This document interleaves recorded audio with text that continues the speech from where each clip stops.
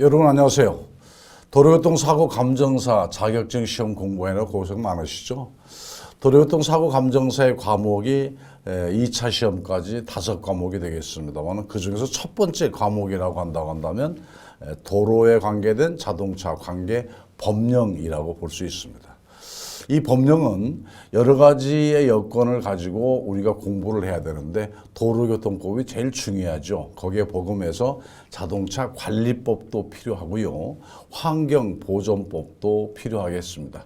저하고 공부하고자 하는 내용은 우선은 첫 번째 도로교통법이고요. 그 다음에 중점적으로 말씀드릴 수 있는 것이 도로교통사고 처리에 관한 교통사고 처리 특례법입니다. 그 다음에 여러분이 꼭 알아두셔야 될 것, 특정가중 처벌에 관한 관계 법령이라고 볼 수 있습니다. 저하고 같이 많은 시간을 가지고 공부를 하겠습니다만은 제가 설명드리는 것을 이해를 하시려고 하지 문제를 암기한다고 그럴까 또 내지는 법률 자체를 암기하려고 한다면 여러분 시험 과정을 치러가는 데에 좀 문제가 난해하다라고는 말씀을 할 수가 있습니다. 따라서 여러분께서 충분하게 이해를 하시고요. 도로교통사고 감정사라고 하는 것은 가해자와 피해자의 서로의 분쟁에 대한 문제를 해결하기 위해서 여러분들이 도로교통사고 감정사입니다. 그 중에서 자동차 사고가 나게 되면 과연 A라는 자동차, B라는 자동차 또는 C라는 자동차도 있겠죠. 이 자동차가 과연 어떤 피해를 가졌고 또 어떠한 가해를 가했는가. 이것이 이제 의의로 해야 된다는 것이죠. 그때 이제 관계 법령이 적용이 되고 가해자는 어떠한 관계 법령을 위반했는가를 여러분들이 지적해야만이 또 분석서에 작성해야만이 완벽한 어떤 교통 사고 감정사가 되리라고 봅니다. 자, 본론으로 들어가서 자동차가 탄생이라고 하는 걸 한번 생각해 보죠. 자동차가 탄생이라고 하는 것은 우리가 오토모빌이라고 하는 걸 자동차라고 그러고요. 또 비클이라고도 얘기를 합니다. 우리에서는 한문에서 오는 겁니다만 스스로 자자, 움직일 동자 해가지고 자동차라고 얘기를 하죠. 이 자동차는 1769년도에 불란서의 공병대위 니콜라스 큐노라고 하는 사람이 지구상에 자동차를 발명해냈습니다. 그러니까 1769년도부터 전기자동차였습니다만은 이 전기자동차가 발명이 되면서 자동차가 계속해서 발전해 나가가지고 지금은 이제 자율자동차까지 가고 있는 형편이죠. 이와 같은 자동차가 바로 역사적인 배경이다라고 생각하시면 되겠고요. 그러면 이 자동차가 1769년도에 탄생을 했다 하지만 이 자동차가 우리나라에는 언제 들어왔느냐? 우리나라에는 어차라고 하는 고종 황제가 1903년도에 자동차를 처음 타셨는데 호러스 뉴턴 알렌이라고 하는 미국 영사가 우리 그 고종 황제 즉위 때에 이렇게 이제 그 선물을 하는 것이 이 자동차에 들었습니다. 이 자동차는 애석하게도 6.25 전쟁을 통해서 소실됐어요. 그러나 그때 자동차를 그대로 복원해서 지금 현재 박물관에 보관하고 있습니다만은 이 박물관에 보관되어 있는 이 어차, 고종 황제가 탔다고 하는 이 어차는 고종 황제가 손때가 묻어있지 않는 거다라고 보면 되겠죠. 그 얘기는 바로 원래 그 손때가 묻은 직접 탔던 자동차는 6.25 때 소실됐다 이렇게 보시면 되겠고 같은 유형의 자동차를 만들어서 지금 박물관에 보관되고 있습니다. 그러니까 우리나라의 자동차의 역사는 1903년도부터 시작이 됐다라고 볼 수 있는 것이죠. 이러한 자동차가 움직이면서 여러 가지 이제 관계 법령이 만들어지게 되는데 여러분 잘 아시다시피 이제 도로교통법이 있고 도로교통 시행령이 있고 시행규칙이 있고 이런 고시, 지침 여러 개가 있습니다만 잘 아시는 것과 마찬가지로 법이라고 하는 것은 국회에서 제정을 하고요. 시행령은 대통령 명령에 의해서 대통령령으로 만들어지는 걸 시행령이라고 그러고 그 다음에 그 관계 법령을 관리하고 그 관계 법령을 유지하고 또 인용하고 하는 것이 이제 바로 각 부의 장관인데 부처 장관이라고 그러죠. 부처장관이 어떤 그 시행규칙을 만들어서 운용을 하게 됩니다. 이와 같이 법체가 만들어져 있는 이유는 뭐냐? 법이라고 하는 것은 예를 들어서 하나 예를 든다고 한다면 긴급자동차를 지정할 수 있다라고 하는 건 이제 법으로 만들어졌고, 그 긴급자동차는 어떠한 것들이 긴급자동차냐? 이게 바로 이제 시행령에 들어있는 거고요. 또 그 밑에 세부적인 문제는 또 시행규칙에 들어있다. 그래서 어떤 한계의 법조문이 있게 된다고 한다면 거기에 따른 국회에서 만들어지는 법률이 있고 거기에 따른 시행령, 시행규칙이 뒤따라가는데, 이 외에도 대부분의 판례라든가 또 내지는 헌법재판소에서 결정한 사례라든가 그다음에 법제처에서 법령 해석했던 그런 내용들, 그다음에 경찰청의 도로교통관계법령이니까요. 경찰청의 질의, 회신 이러한 사례들도 하나의 법으로서 운영되고 있다. 이렇게 법의 체계를 여러분이 이해를 하시면 되겠습니다. 자, 도로교통법에 관한 법률이라고 하는 것은 바로 법령이라고 얘기하는데, 이 법령을 어떤 사고가 발생이 되게 되면 의율을, 그 법을 잘 인용을 해야 된다고 하는 것이죠. 그래서 법률은 도로교통법이라고 우리는 이 얘기를 하고요. 그 도로교통법 시행령을 대통령령, 그 다음에 도로교통법 시행규칙을 행정안전부령이라고 보시면 되겠습니다. 그 다음에 공동부령이 있는데, 도로교통법은 그 행정안전부령이지만 노인의 또 문제, 장애인의 문제, 또 이런 것들, 어린이에 대한 문제, 이런 것들은 행정안전부와 또 교육부에도 관계법령이 들어있거든요. 그 다음에 국토교통부에도 들어있고 보건복지부에도 장애인에 대한 법률이 들어있다 보니까 이 자체를 서로 같이 운용하고 인용하고 있다. 이것을 공동부령이라고 이 얘기를 할 수가 있습니다. 그러니까 도로교통법 하게 되면 도로교통법 안에 자동차라고 하는 것이 정의로 쭉 나오는데, 그 자동차의 정의는 원래 국토교통부에서 가지고 있는 자동차 관리법에 자동차의 정의가 있는 거거든요. 그것을 인용해 왔다라고 보시면 되겠고, 장애인에 대한 문제는 또 보건복지부에서 법령이 만들어져 있는데 그것을 또 도로교통부에서 운용을 한단 말이죠. 그래서 결과적으로 도로교통법에는 공동부령도 같이 포함돼서 운영되고 있다라고 보시면 되겠습니다. 그러면 도로교통법은 1961년도 12월 31일에 국회에서 제정이 됐습니다. 그리고 지금 현재까지 쭉 하니 많은 제정과 개정이 해오고 지금 현재 도로교통법 운영되고 있는데, 도로교통법은 도로교통법 개관이라고 하는 걸 시작을 해서 범칙행위의 처리에 관한 특례해서 총 166조로 만들어져 있는 게 도로교통법입니다. 따라서 도로교통법은 166조로 되어 있구나라고 이해하시고, 각별로 장이 만들어져 있는데 1장은 도로교통법의 개관, 2장은 목적, 그다음에 정의, 신호기 등이 2장에 정해져 있고요. 총칙으로 해서 정해져 있고요. 보행자의 통행 방법이라고 하는 것은 제3장에 자동차, 마차는 노면전차 이런 통행 방법에 대한 것은 제4장에, 그 다음에 운전자와 또 고용주에 대한 어떤 의무가 법으로 정해져 있죠. 5장에 들어있고요. 그 다음에 고속도로라든가 자동차 전용 도로에 대한 어떤 특례 이런 것들은 제6장, 그 다음에 도로의 사용은 제7장에 들어있는 것이 도로교통법이고요. 8장에는 교통안전교육에 대한 문제, 그 다음에 제9장에는 운전면허에 대한 그 내용이 들어있고, 10장은 국제운전면허증, 11장은 자동차 운전학원에 대한 문제, 그 다음에 도로교통공단이 제12조에 들어있고요. 그 다음에 보칙과 벌칙, 그 다음에 범칙 행위 처리에 관한 특례가 162조에서 166조까지. 그러니까 결과적으로 총칙 제1장부터 장으로는 15장까지 되어 있고, 연속되어 있는 조별들은 166조로 구성되어 있는 것이 자동차 관계 법령의 도로교통법이다. 이렇게 알아두시면 되겠습니다. 그러면 도로교통법의 효력이라고 하는 건 뭐냐? 1961년도 12월 31일 날 법률 941호로 제정이 됐습니다. 이게 제정이란 말은 법을 만드는 거고요. 만들어져 있는 법을 바꾸는 것을 개정이라고 그러죠. 그런데 우리나라의 도로교통법은 1961년도 12월 말에 법률 941호에 의해서 제정이 됐다. 이렇게 알아두시고요. 그러면 어떠한 효력을 갖고 있느냐? 시간적인 효력, 그다음에 대인적인 효력, 장소적인 효력이 있는데 도로교통법은 시간적인 효율은 뭐냐? 시행일부터 바로 기준한다. 바로 도로교통법이 그 효과를 발휘한다라고 보면 되겠고요. 대인적인 효력은 뭐냐?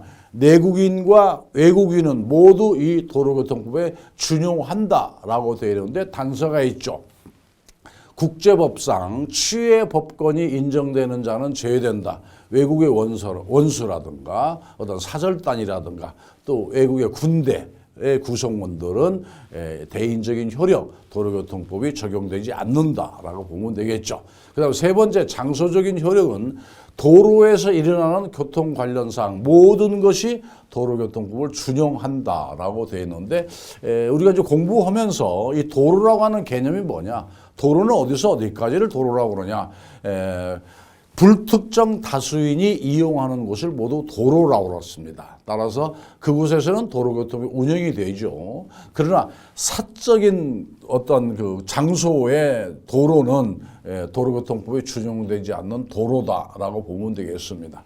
농장 안에 도로를 만들어 놓을 수 있잖아요. 학교 안에 도로도 만들어져 있고 아파트 안에 자동차가 움직일 수 있는 또 보행자가 갈 수 있는 도로가 나름대로 만들어져 있지만 불특정 다수인이 아니고 특별한 그 장소만 이용할 수 있는 사람만이 통행하는 그것은 그 자체는 도로라고 인정을 안 하죠. 그러니까 그것은 도로교통법이 운용되지 않는다. 예를 들어서 본다고 한다면 큰 농장이 있다.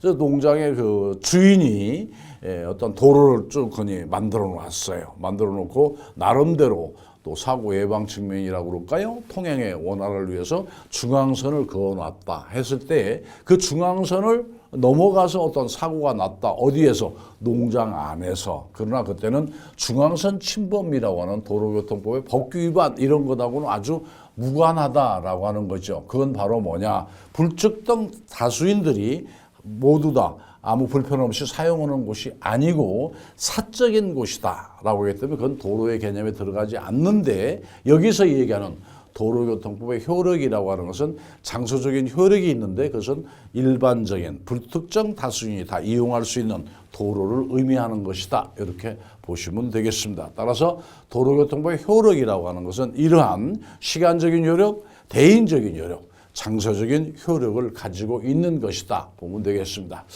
그러면 도로교통법은 왜 만들어졌느냐? 도로교통은 왜 만들어졌느냐라고 하는 것인데 도로교통법은 도로를 이용하는 모든 사람들이 사고 위험에서 벗어날 수도 있고 사고 예방도 되고 또 도로교통 자체가 원활하게 움직일 수 있도록 만들어진 원칙을 갖고 있는데 그 목적이라고 할 수 있겠죠. 도로교통 목적은 도로에서 일어나는 교통상의 모든 위험과 장애를 방지하고 또 제거하고 그래서 안전하고 원활한 교통을 확보하는 것을 원칙으로 하는 그 목적을 두고 있다라고 하는 것을 여러분이 기억을 해 두시고 어쩌면은 암기해 둬야 되지 않겠는가 생각이 됩니다.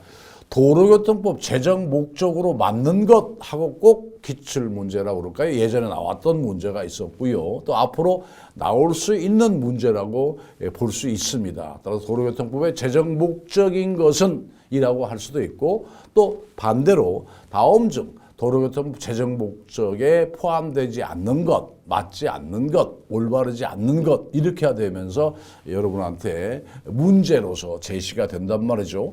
도로교통 사고 감정사는 공부하시고 일정한 자격시험을 보셔서 합격하셔야만이 도로교통 사고 감정사가 되잖아요. 거기서 나오는 도로교통법의 문제 중에 제일 많이 나온다고 그럴까요? 꼭 나오고 있는 문제. 나와야만이 어떻게 보면 도로교통 사고 감정사 시험이 아니겠는가 할 정도로 중요한 거예요. 도로교통법의 제정 목적 꼭 여러분들이 이해하시고 암기해 두시기 바랍니다. 그러면 이제 도로교통법에 정해져 있는 여러 가지의 이제 그 용어들이 있고 그 용어에 따른 내용을 여러분들이 알아두셔야 되는데 그것을 도로교통법에서는 정의라고 얘기합니다. 그러면 도로에 대한 정의는 어떻게 되어 있느냐? 도로에 대한 정의는 어떤 것이냐라고 보게 되면 도로법에 의한 도로. 말하자면 그 도로교통법에는 그 도로법하고는 다르죠. 그런데 도로라고 하는 자체는 도로라고 하는 자체의 정의가 도로법에 정해져 있단 말이죠. 그것을 이제 인용해 왔는데 도로라고 하는 것은 도로법에 의한 도로를 도로라고 그런다. 도로법 제10조에 고속도로와 일반도로 또 특별시도, 광역시도, 지방도, 또 시도, 군도, 구도, 면도, 이도, 농도.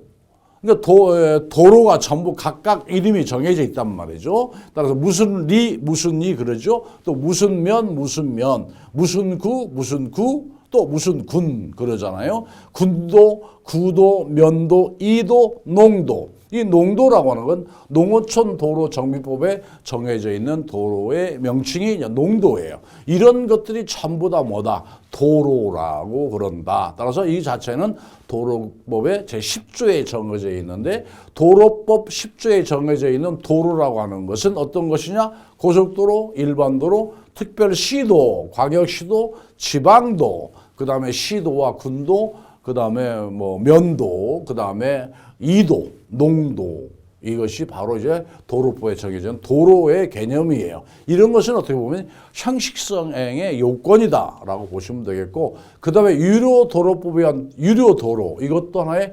도로다. 이 도로라고 하는 유료도로법이라고 하는 건 우리가 일정한 어떤 그 기관, 어떤 그 사업체 같은 데서 도로를 만들어 놓고 일정한 돈을 받고 도로를 통행할 수 있도록, 보행자 갈 수도 있겠지만 자동차를 위주로 한 유료도로가 많잖아요.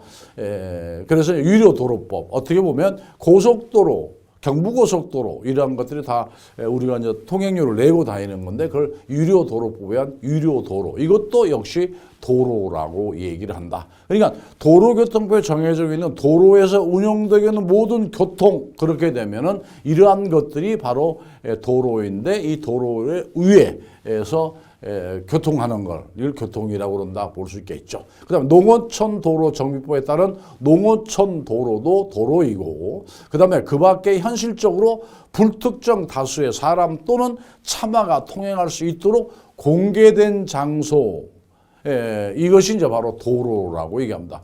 군부대라고 한다면 어떻게 할까요? 일반인들은 통행할 수 없는 곳이죠. 특별한 그쪽에서 활용할 수밖에 없는 사람들, 어떻게 보면 군인들만 통행할 수 있는 곳이라고 하는 게 군도로겠죠. 그것은 불특정 다수의 모든 사람들이 쉽게 이용할 수 없는 거잖아요. 따라서 그때는 도로가 아니다. 그러니까 군부대 안은 도로가 아니고 아파트 안도 마찬가지입니다. 아파트가 조성되어 있고 아파트가 있는데 그 아파트에 이제 사람도 자동차도 다니잖아요. 그때 아파트 앞에 차단기가 있다라고 한다면 그 아파트에 관계된 사람만 들어갈 수 있다란 말이죠. 그런데 어떤 차단기가 없다고 한다면 어느 경우는 그것은 불특정 다수인이 다닐 수 있는 도로의 개념으로 들어갈 수도 있겠죠. 그러나 일반적으로 봤을 때는 군부대라든가 또 학교 안에 있는 도로라든가 아파트 안의 도로는 도로법에 의한 도로의 개념이 아니다라고 보시면 되겠습니다. 따라서 도로법에 의한 도로라고 하는 어떤 것인가? 그러니까 도로교통법에서 얘기하는 도로 전체는 도로법에 의한 도로, 유료도로법에 의한 유료도로, 그 다음에 농어촌 도로, 정지법에 의한 농어촌 도로, 그 다음에 불특정 다수인이 이용되고 있는 도로, 이것을 도로라고 얘기한다. 이 같은 정의를 정확하게 여러분이 도로의 개념을 알아두시기 바라고요. 그러면 도로에도 여러 가지가 있는데 일반도로라고 하는 어떤 것이냐? 주거지역, 상업지역, 공업지역. 최근에 매시 50km 이내로 운행해야 된다. 그러니까 시속 50km를 초과해서 운행하게 되면 과속이라고 하는 문제가 되겠죠. 따라서 주거지역이나 상업지역, 공업지역은 일반 도로라고 그러는데 시속 50km 이내로 운행돼야 된다. 이 외의 도로는 매시 60km 이내, 그 다음에 편도 2차로 이상의 도로에서는 매시 80km 이내다라고 보시면 되겠어요. 따라서 일반 도로는 주거지역, 상업지역, 공업지역, 그 다음에 그 자체를 일반적인 도로라고 그러는데 속도의 개념은 제한 속도가 정해져 있죠. 따라서 주거지역, 상업지역, 공업지역은 시속 50km 이내, 그 다음에 이외의 도로에서는 매시 60km 이내, 그 다음에 편도 2차선, 2차로 이상의 조금 넓은 도로의 개념이겠죠. 그때는 80km 이내로. 그러니까 어떻게 보면 우리나라에서 일반 도로에서 운행되고 있는 모든 자동차는 80km 이내로 운행돼야 되지 80km 이상으로 운행된다고 한다면 그 자체는 그 자동차는 과속이라고 하는 것이 된다. 이렇게 보시면 되겠습니다. 일반 도로 이외에는 또 어떤 도로가 있을까요? 자동차가 빨리 가야 되는 도로가 있고 자동차만이 다니는 도로가 있겠죠. 두 번째는 자동차 전용 도로입니다. 자동차 전용 도로라고 하는 것은 보행자는 다닐 수 없는 도로를 자동차 전용 도로로서 자동차만 다닐 수 있는 도로인데 자동차 전용 도로는 최고 속도가 얼마? 90km로 시속 90km 이내로 운행돼야 되고 자동차 전용도로는 최저 속도가 정해져 있습니다. 최저 속도는 30km다. 그러니까 30km 이상으로 운행해야 된다 그러죠.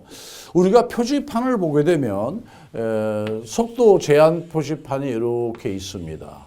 두 개를 말씀드리면 여기에 어떻게 되어 있다? 90km로 되어 있다. 이렇게 되어 있죠. 시속 90km. 또 여기는 30km라고 되어 있는데 이 자체가 선이 밑에 있는 게 있고 없는 게 있단 말이죠. 이렇게 정해져 있다. 선이 없다고 한다면 최고 속도가 90km 시속이죠. 90km라고 정해져 있기 때문에 시속 90km 이상으로 가서는 안 되니까 낮게 가야 되겠죠. 그러나 밑에 줄이 그어져 있다고 한다면 표지판에 그어져 있다고 한다면 이것은 뭐예요? 최저 속도를 표시하는 것이죠. 따라서 이 도로에서는 30km, 시속 30km 이상으로 가야 된다. 그러니까 최저 30km이고 이건 최고 90km. 그러니까 이 줄이 있는 것은 최저를 의미하고 줄이 없는 것은 최고를 의미한다. 이렇게 알아두시고 여러분께 자동차 운전면허증 갖고 운행을 하시다 보면 또 운전면허 시험 보실 때 이 정도는 다 최저속도 표시와 최고속도 표시를 알고 계시리라고 봅니다. 그런데 문제는 뭐냐? 도로교통사고 감정사 시험에 자동차 전용 도로에서는 최저 속도가 얼마고 최고 속도가 얼마입니까? 라고 하는 문제가 제시되고 있다. 알아두시고요. 그 다음에 세 번째 고속도로입니다. 고속도로는 자동차 고속으로만 다닐 수 있도록 만들어져 있는 도로가 이제 고속도로라고 얘기를 하죠. 일반적으로 대부분 유료 도로로 운영되고 있습니다. 그런데 고속도로도 편도 1차로가 있고 편도 2차로 이상이 있고 그렇게 돼 있죠. 그런데 둘로 나눠져 있어요. 편도 1차로 고속도로에 이제 거의 없습니다만 1차로라고는 그 편도가 왕복 2차로라는 개념인데 그 이상으로 다 되어 있죠. 만약에 편도 1차로로 되어 있는 고속도로로 간다면 최고 속도가 시속 80km, 최저 속도로 간다면 매시 50km니까 시속 50km 이상으로 운행돼야 되는 것이 편도 1차로의 고속도로이고요. 일반적인 고속도로는 전부 다 편도 2차로 이상으로 되어 있잖아요. 최고속도 얼마? 시속 100km, 최저속도 시속 50km다. 이것을 기본으로 꼭 알아두시기 바랍니다. 경부고속도로가 110km, 120km 아닌가요? 그럼 최고속도가 100km가 넘는 거 아닙니까? 라고 하는데 그것은 그 지역에 경찰청장이 특별하게 110km, 120km로 운행할 수 있도록 하겠습니다. 어느 구간만 라고 정해져 있는 거죠. 따라서 그때는 결과적으로 지방경찰청장이 지정하는 일정한 곳에서는 120이나 110으로 할 수도 있다. 그러나 우리나라에서 130km로 운행할 수 있는 도로는 없죠. 모든 도로, 지방경찰청이 지정한 곳이라 하더라도 우리나라에서는 시속 120km 이상으로 운행할 수 있는 도로는 없다. 그러나 일반적으로 그냥 이런 얘기 없이 고속도로의 최고 속도와 최저 속도는 얼마입니까? 그러면 최고 속도 100km, 최저 속도 50km 이렇게 딱 알아두시기 바랍니다. 그 다음에 중요한 것. 1.5톤 화물 자동차는요, 또 특수 위험물을 운반하는 자동차 건설 기계는 최고 속도 고속도로가 100km이지만 이 화물차들 또 내지는 위험물 취급한 차량, 건설 기계 차량은 최고 속도를 얼마? 80km로 가야 된다. 그러니까 80km 이상으로 가면 안 된다는 거죠. 따라서 고속도로는 여러분이 꼭 알아두실 것. 일반 도로에서 50이라고 적혀 있으면 50km가 최고 속도고 어린이 보호제 같은 데 30이라고 써 있으면 30이 최고 속도겠죠. 그러나 어느 곳은 60이라고 되어 있는데도 있어요. 이것은 뭐냐? 60km 이상으로 가서는 안 된다. 전부 다 최고 속도 표지입니다. 근데 일반 도로에 지방길을 쭉 가다 보면은 이런 표지판이 없을 때가 있어요. 보이질 않아. 한참 가도 안 보여. 왜냐하면 시골길이라고 그럴까요? 한적한 곳에 이런 표지판을 다 놓는다고 중간중간 놓는다고 하는 것이 예산상의 문제도 있겠죠. 그래서 놓지 않았다. 그런데 일정한 도로를 쭉 가는데도 아무 표지판이 없다. 그러면 어느 속도로 가야 되느냐? 마음대로 가느냐? 아니에요. 마음대로 갈 수 있는 도로는 독일에 가면 있습니다. 아우토반 도로. 거기는 뭐 속도가 무제한이니까. 그러면 우리나라에서는 그런 곳이 없습니다. 그래서 일반 도로에서 이런 표지판이 없다. 편도 2차로 이상 이런 도로에서요. 이럴 때는 무조건 우리나라에서는 80km가 최고 제한 속도다. 이렇게 알아두시기 바랍니다. 일반 도로. 그 다음에 자동차 전용 도로와 고속도로를 알아두셔야 되는데 자동차 전용 도로는 최고속도 얼마? 90, 최저속도 30, 고속도로는 최고속도 100, 최저속도 50. 그러나 1.5톤 이상의 화물자동차 등은 최고속도가 80. 이때 최저속도는 50입니다. 이때도 최저속도는 50이에요. 그러나 최고속도는 80이다. 그러나 특별한 경우 지방경찰청장이 지금은 이제 뭐 지방이란 말을 안 쓰고 경찰청장이라고 그러죠. 경찰청장이 운영하면서 지정한 곳이요. 지침으로 내려놓는데 이런 데는 110, 120도 있다. 이렇게 여러분이 알아두시고 여기에서 중요한 건 뭐냐. 일반 도로가 있고 자동차 전용 도로가 있고 고속도로가 있는데 그 자체는 별로 이렇게 여러분께서 상식적인 면에서 알아두시고요. 더 중요한 건 뭐냐. 각각의 도로별로 자동차 최고 속도와 최저 속도가 얼마인가를 꼭 여러분께서 알아두시면 되겠습니다. 이 도로라고 하는 것은 도로법에 의해서 운영돼서 도로교통법이 운영되고 있다고 말씀드렸죠. 일반 도로가 있고 자동차 전용 도로가 있고 고속도로가 있다. 그런데 여기서 중요한 건 뭐냐. 자동차 고속도로, 일반 도로, 자동차 전용 도로에 대한 속도, 그리고 최저속도, 최고속도죠.